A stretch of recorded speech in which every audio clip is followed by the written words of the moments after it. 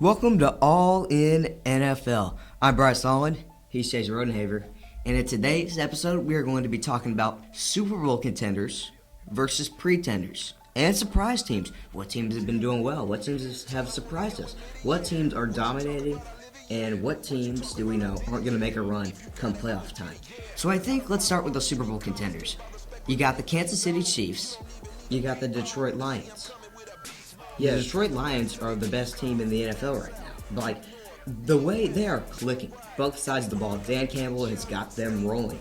Offensively, defensively, they are doing fantastic right now on a huge winning streak. They've only lost one game this year. They've been phenomenal. And then the Kansas City Chiefs, sure, they've had a little bit of luck on their side, but they are still doing well. Again, they've only lost one game to the Buffalo Bills, who are another really, really good team. Probably another one of the Super Bowl favorites, the way Josh Allen and his squad is playing right now. Yeah, everyone's been doubting the Chiefs, but this is like exactly from last year here. This is going to be a copy and paste, but the difference is it's just a record here. Yes, they've had luck, but then when it matters in the playoffs, they perform. Yes, regular season, of course, wins. If they're in the playoffs right now, I don't think now the regular season rest matters for them. They're probably likely to make the Super Bowl just without their coaches.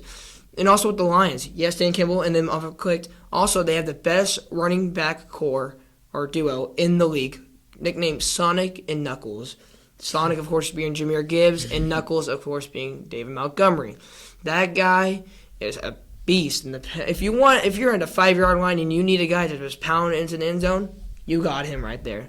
Then some surprise teams here is the Steelers.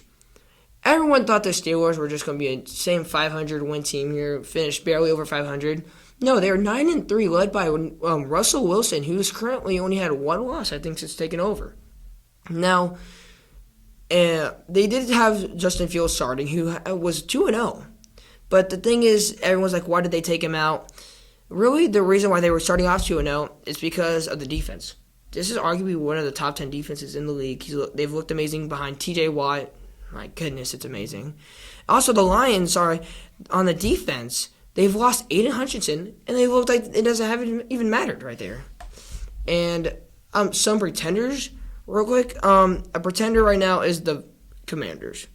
They're 7-5, but they've only won one game or won no games against the Cardinals. They won one game against who's over 500, but the rest they've lost every game against a over 500 opponent, and they've only beaten a below 500 win team easily.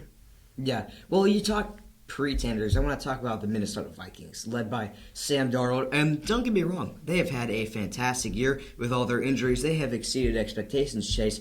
But if you don't have a top 5 quarterback in the NFL, I don't believe you're going to make a run come playoff time. I don't think Sam Darnold and this Vikings team, even led by Kevin O'Connell, who is a fantastic coach, I don't think they're going to get it done. Sure, they may win a round, but they're not going to make it to the NFC Championship because they're just not good enough. They're not going to get past the Lions. They're not going to get past all those teams who have better QBs and more experience.